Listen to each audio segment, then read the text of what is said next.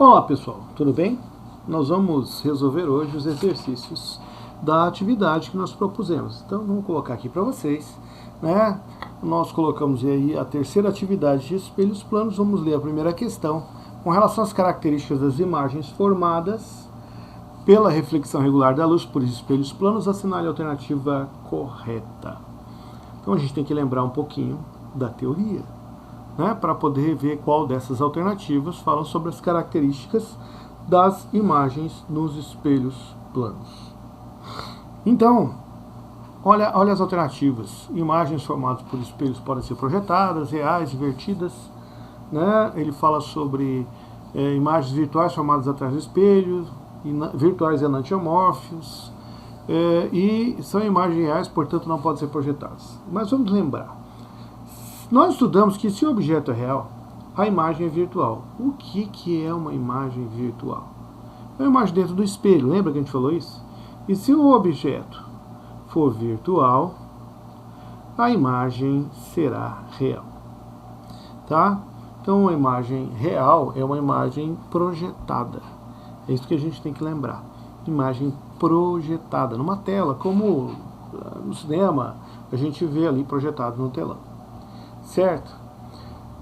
Bom, essa é uma das características que nós estudamos, mas não foi só isso. A gente também falou sobre reais, direitas, enantiomórficas. Então, para a gente entender melhor isso, a gente precisa dar uma esquematizadinha. Tá legal? Então, olha, as imagens que a gente aprendeu dos espelhos planos sempre serão: primeiro, direitas e iguais. Como assim iguais? Do mesmo tamanho, da mesma largura, a mesma distância. Como assim direitas? De pé. Você está de pé, a sua imagem está de pé. Você plantar bananeira, a sua imagem vai estar plantando bananeira. Né? Tem espelho que inverte. Tem essa palavra estranha aqui, enantiomórficas. O que são imagens enantiomórficas? São aquelas imagens que trocam o lado esquerdo pelo direito e vice-versa. Tá? Então, a gente precisa lembrar disso, que são as características mais comuns dos espelhos planos. Tá? Então, aqui nessa questão, quando ele fala assim, ó, para a situação mais comum, vamos dizer assim, né? As imagens formadas podem ser projetadas. Geralmente não. Se você está na frente do seu espelho, ela não projeta, ela dá uma imagem virtual. Ela está dentro do espelho. Tá? Outra coisa importante é que quando a gente falou imagens reais, é complicado para um espelho plano projetar uma imagem. A gente vai estudar mais para frente um tipo de espelho chamado côncavo, que ele projeta as imagens naturalmente, tá? Então, isso é importante. Além disso, quando a gente lê as outras alternativas, e ele fala assim, são imagens reais invertidas na direção horizontal e produzidas pelo cruzamento dos raios de luz. Primeiro, invertidas na direção horizontal, que é justamente o que a gente chama de imagem enantiomórfica. São imagens virtuais e enantiomórficas, tá? Ela não pode inverter ali a ordem. Então, quando eu olho para um espelho e tem uma camisa minha com uma letra E, aparece a letra E trocando de lado. Lembra que a gente comentou isso na aula sobre os carros de ambulância, de autoescola, polícia pintarem no capô as letras invertidas de trás para frente? É justamente para que o motorista do carro da frente, olhando no espelho retrovisor interno, que é um espelho plano, ele veja uma imagem direita, né? Não enantiomórfica, vamos dizer assim, uma imagem no sentido correto. Porque o espelho inverte esquerda-direita e ele vai enxergar corretamente. Portanto, né, a gente tem que ver qual alternativa vai se encaixar melhor aí. E no caso, se você ler a letra B, essa imagem reais invertida está furada. Trata-se de imagens virtuais formadas atrás dos espelhos e invertidas horizontalmente, certo? Então poderíamos marcar a letra C, tá? Para a gente não ficar furando ali, né, dá uma olhadinha só aqui, ó. A enantiomórfica, tá vendo a letra B, inverteu para a letra B ali. Então a gente já está vendo. Marca a letra C, vamos para o número 2. Para fazer o número 2, eu vou desenhar o objeto aqui, tá?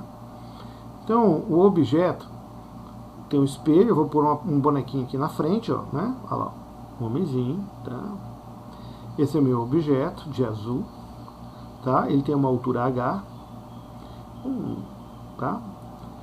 E segundo o exercício é de 20 centímetros. E ele está a uma distância do espelho de 30 centímetros, certo? Bom, se é um espelho plano, como ele disse que era, dentro do espelho eu olharei e enxergarei a minha imagem. Ela vai parecer estar dentro do espelho, por isso é uma imagem virtual. E ela vai estar à mesma distância que eu estou, porque as imagens são iguais. Na distância, na altura, a altura é 30 lá, a altura será 30 aqui.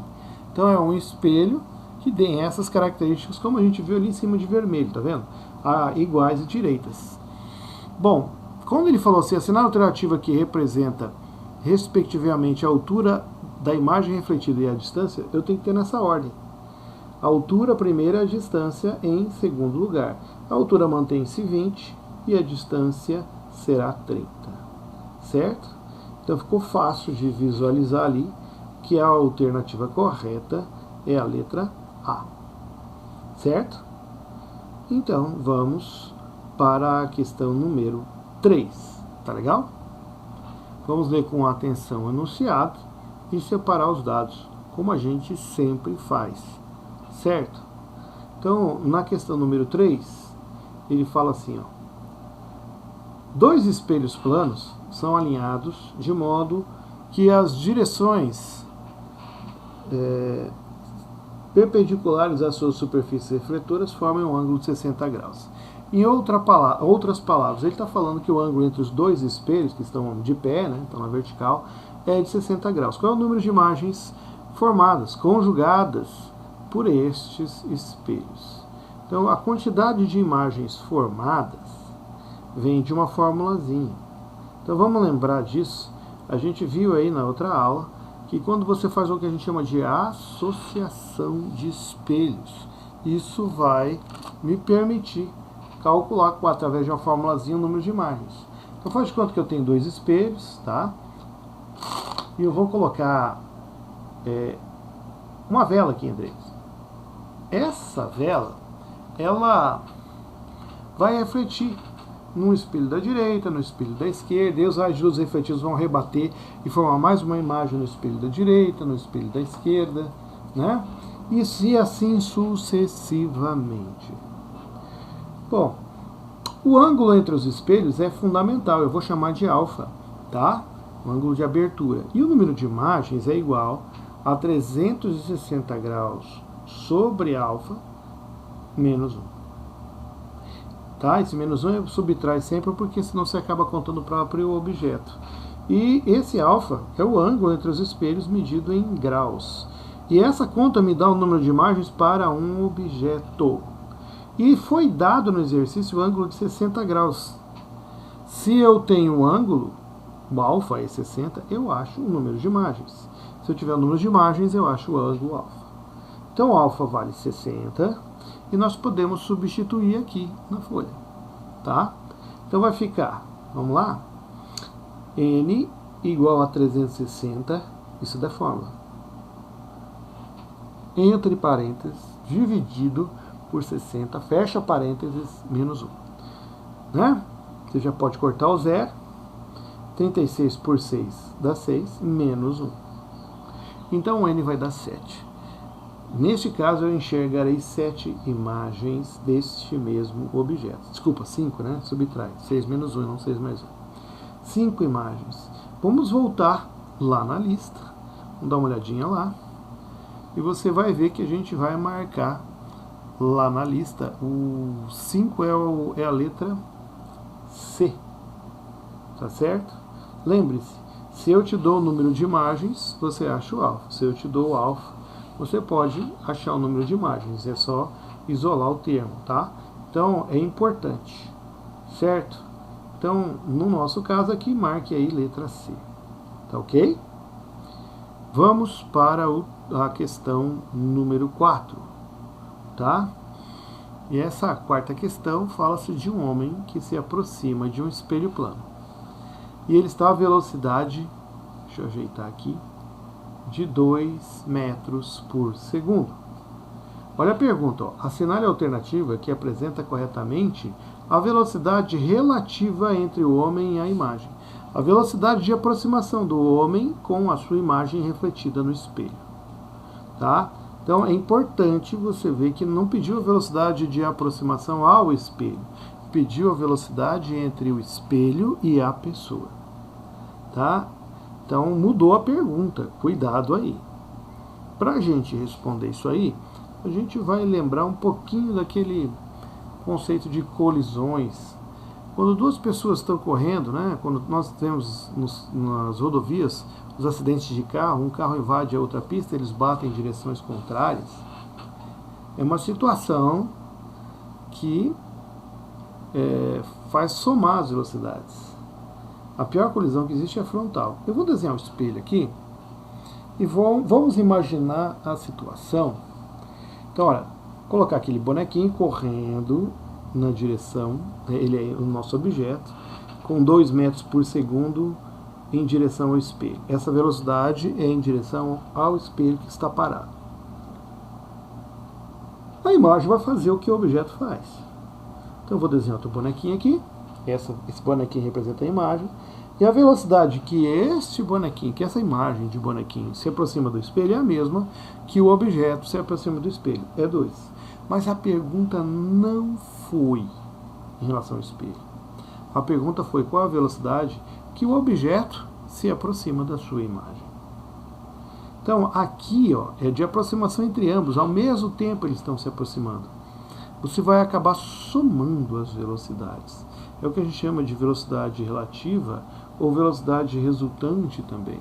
É a soma das velocidades. Tá? Então, basta você somar. Sentidos contrários somam. Mesmo sentido subtrai. Como se um tivesse perseguindo o outro. Aí é o mesmo sentido. Mas aqui, olha lá, um é para frente, outro para trás. Um está indo, outro está voltando. E aí você vai somar e vai dar 4 metros por segundo. Então, uma vez que a gente achou, marque lá, é a letra E, né? 4 metros por segundo. E vamos para a outra questão. Tá? Vamos para a questão número 5. Vou dar uma ajeitadinha aqui. Olha lá, o ângulo entre 2 espelhos planos é de 20 graus. Ele me deu o ângulo alfa, tá lá, 20 graus. Um objeto de dimensões desprezíveis é colocado em uma posição tal que obterá várias imagens formadas pelo conjunto de espelhos.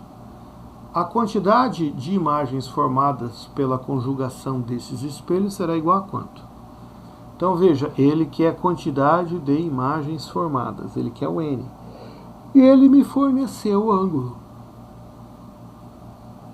Como você pode ver, é um exercício igual ao anterior, ao 3. Ele me deu o alfa, que é 20. É só eu pegar a fórmula, já que ele quer o número de imagens, ele quer o N, né? E nós temos uma fórmula pronta para isso. É só a gente jogar na fórmula. N é igual a 360 sobre alfa menos 1. No lugar do alfa, vou colocar o 20. Então, meu N vai dar 360 sobre 20 menos 1. Fecha parênteses, menos 1. Corta. 36 por 2 dá 18. Então, ali dentro dá 18, mas eu tenho que subtrair ainda. Então, é 18 menos 1. E 18 menos 1, 17 imagens. Tá? Então esse é o número de imagens formadas para um único objeto, desde que os 2 espelhos tenham entre si 20 graus, né, de abertura. Com isso fica fácil. Voltamos à lista e vamos marcar a letra D, 17 imagens. Tá ok? Bom, que joia. Vamos para a questão número 6, que está ali, né? E essa questão 6 faz um pouquinho diferente, tá?